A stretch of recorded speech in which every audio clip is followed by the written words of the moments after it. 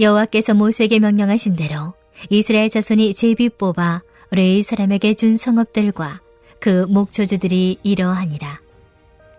유다 자손의 지파와 시므온 자손의 지파 중에서는 이 아래 기명한 성읍들을 주었는데 레위 자손 중 그앗 가족들에 속한 아론 자손이 첫째로 제비 뽑혔으므로 아낙의 아버지 아르바의 성읍 유다 산지 기럇 아르바 곧 헤브론과 그 주위의 목초지를 그들에게 주었고 그 성읍의 밭과 그 촌락들은 여분네의 아들 갈렙에게 주어 소유가 되게 하였더라. 제사장 아론의 자손에게 준 것은 살인자의 도피성 헤브론과 그 목초지요 또 림나와 그 목초지와 얏들과 그 목초지와 에스드모아와 그 목초지와 홀론과 그 목초지와 드빌과 그 목초지와 아인과 그 목초지와 유다와 그 목초지와 벳 세메스와 그 목초지이니 이 두 지파에서 9성읍을 냈고 또 베냐민 지파 중에서는 기본과 그 목초지와 게바와 그 목초지와 아나돗과 그 목초지와 알몬과 그 목초지 곧 네 성읍을 냈으니 제사장 아론 자손의 성읍은 모두 13성읍과 그 목초지들이었더라. 레위 사람인 그앗 자손 중에 남은 자들의 가족들 곧 그앗 자손에게는 제비 뽑아 에브라임 지파 중에서 그 성읍들을 주었으니 곧 살인자의 도피성 에브라임 산지 세겜과 그 목초지요 또 게셀과 그 목초지와 깁사임과 그 목초지와 베토론과 그 목초지이니 네 성읍이요 또 단 지파 중에서 준 것은 엘드게와 그 목초지와 기쁘돈과 그 목초지와 아얄론과 그 목초지와 가드 림몬과 그 목초지이니 네 성읍이요 또 므낫세 반지파 중에서 준 것은 다낙과 그 목초지와 가드 림몬과 그 목초지이니 두 성읍이라. 그앗 자손의 남은 가족들을 위한 성읍들은 모두 10성읍과 그 목초지들이었더라. 할렐루야. 이 새벽에 하나님께서 만나주시고 들어주시고 응답하시며 복 주시기를 주님의 이름으로 축복합니다. 제가 얼마 전에 그림 하나를 감상할 기회가 있었습니다. 그 그림의 제목은 여러분도 아시는 분이 계시겠지만 살바토르 문디라는 작품이었습니다. 다빈치가 그린 예수님의 초상화죠. 그 그림이 세계에서 제일 비싼 그림이라고 하더라고요. 그런데 제가 그 그림을 이전에 봤었더라고요. 이전에 본 그림인데 왜 처음 본 그림 같았냐면 제가 봤던 그 그림은 그 그림의 아주 작은 일부분이었기 때문인 거예요. 그런 위대한 그림도 한 부분의 작은 그림으로 보면 그 작품의 가치와 진가를 잘 모르게 되어 있죠. 그러나 이것을 큰 그림으로 전체를 볼 수 있을 때 이 그림의 가치와 진가를 우리는 알 수 있게 되는 것입니다. 이 같은 사실에 우리에게 주는 교훈이 있어요. 우리의 시선은 좁잖아요. 그래서 우리는 항상 삶의 그림 혹은 역사의 그림을 아주 좁게 보는 경향이 있다는 것입니다. 큰 그림을 못 보는 거예요.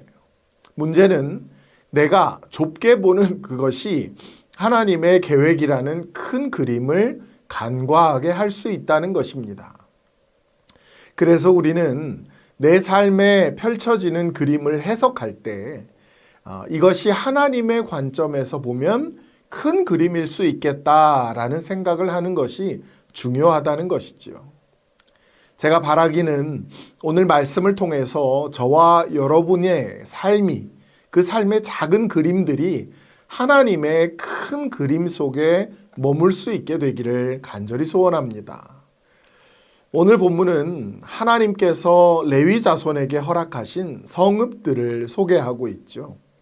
저는 여기서 이 말씀들 중에 10절의 말씀을 주목하기를 원하는데요.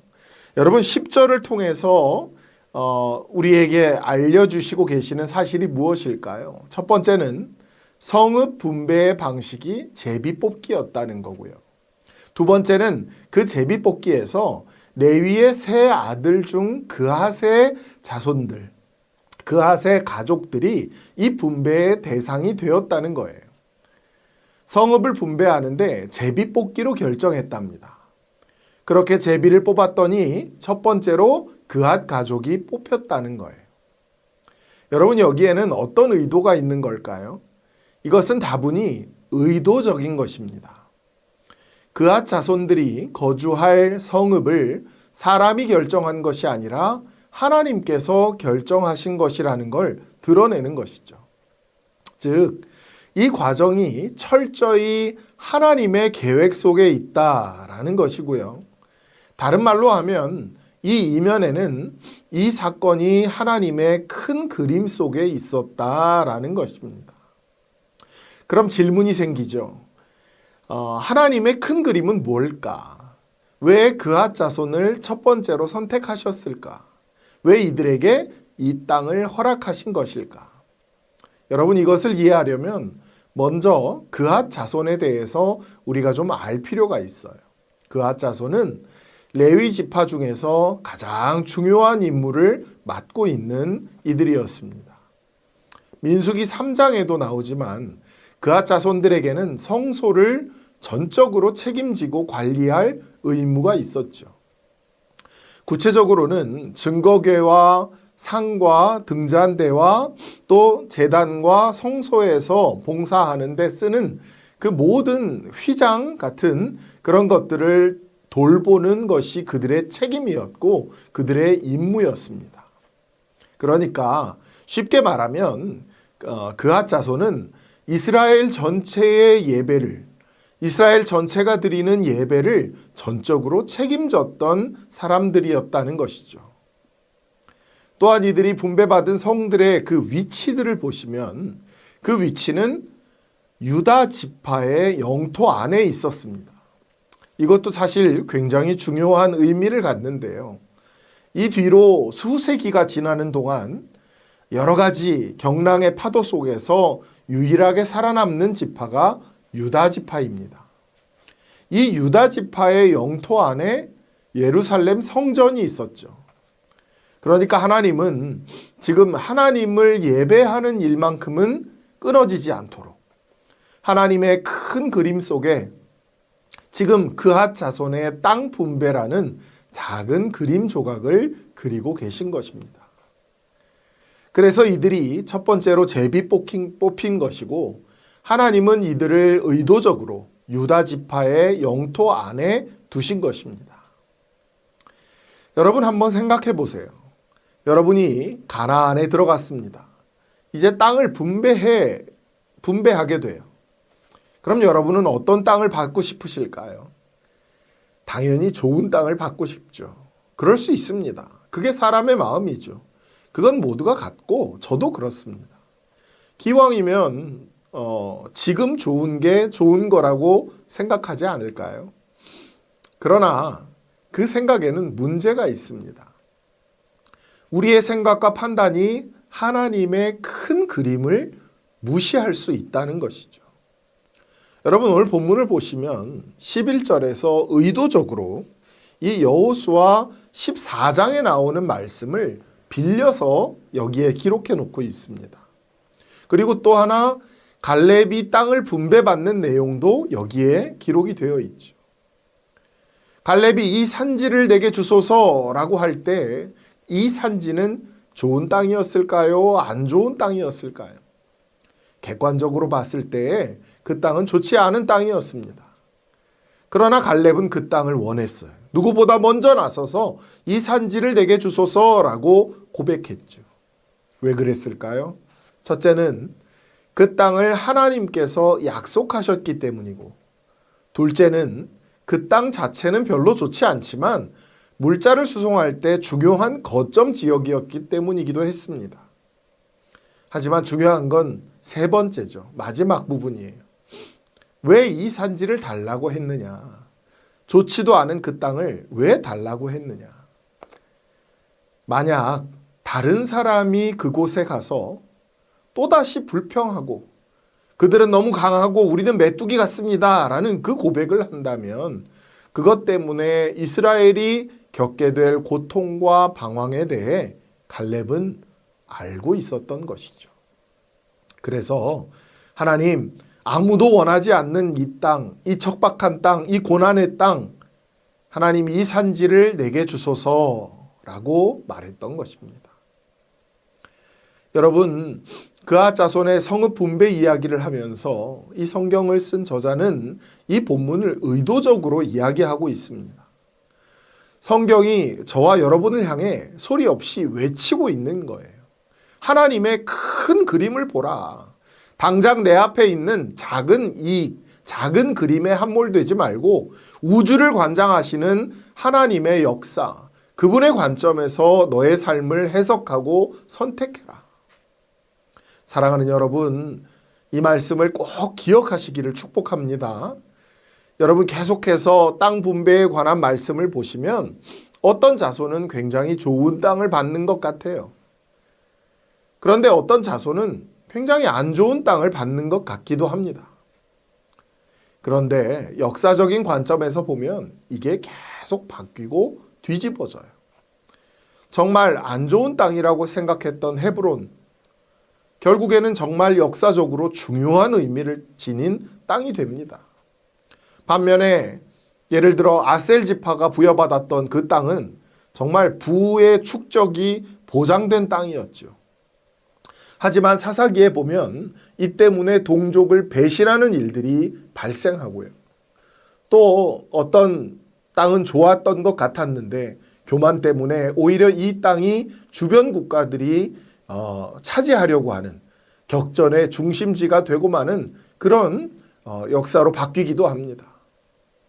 여러분, 정말 중요한 것은 그것이 내 기준에 좋은가 안 좋은가 그것이 아니라 그것이 하나님의 큰 그림 속에 있는 것인가 그것이 중요한 것인 줄 믿으시길 바랍니다. 여러분이 이미 경험을 하셨겠지만 우리가 그것을 잘 알지 못하지요. 이것이 하나님의 큰 그림 속에 있구나. 내가 더욱더 하나님을 의지해야겠다. 그렇게 생각하고 다짐하지만 잘 되지 않아요. 우리는 잘 알 수 없기 때문에, 그렇게 잘 할 수 없기 때문에 기도를 멈출 수 없는 것입니다. 그렇기 때문에 우리는 그분을 의지하지 않을 수 없고 그분께 묻기를 쉴 수가 없는 것이에요. 진 에드워드라는 사람이 쓴 유명한 새 왕 이야기라는 책이 있어요. 거기서 다윗에 대해서 이야기하죠. 다윗이 죽을 때까지 끝까지 하나님을 붙들고 끝까지 그분께 묻는 그 삶을 멈추지 않았던 이유에 대해서 이렇게 말합니다. 다윗은, 제가 읽어드릴게요. 다윗은 하나님께 끊임없이 물었다. 어리석을 정도로 묻고 또 물었다. 다윗이 그렇게 끝까지 하나님을 붙들고 그분께 물을 수 있었던 이유는 다윗이 하나님의 뜻을 몰랐기 때문이다. 여러분, 그분의 뜻을 몰랐기 때문에 끝까지 그분께 물었다는 거예요. 사랑하는 여러분, 하나님의 큰 그림 속에 저와 여러분의 삶이 머물기를 축복합니다. 그리고 여러분 기도하십시오. 큰 그림을 보여달라고 기도하세요.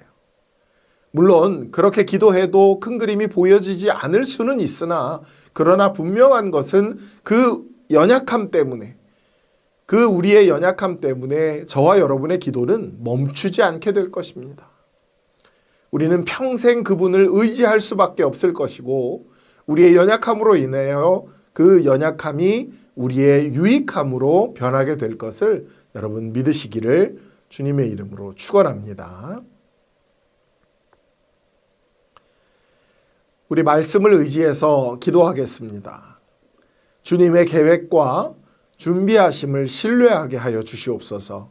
우리의 삶이라는 작은 그림이 당신의 큰 그림 속에 머물게 하여 주시옵소서 하고 우리 같이 합심으로 기도하시겠습니다.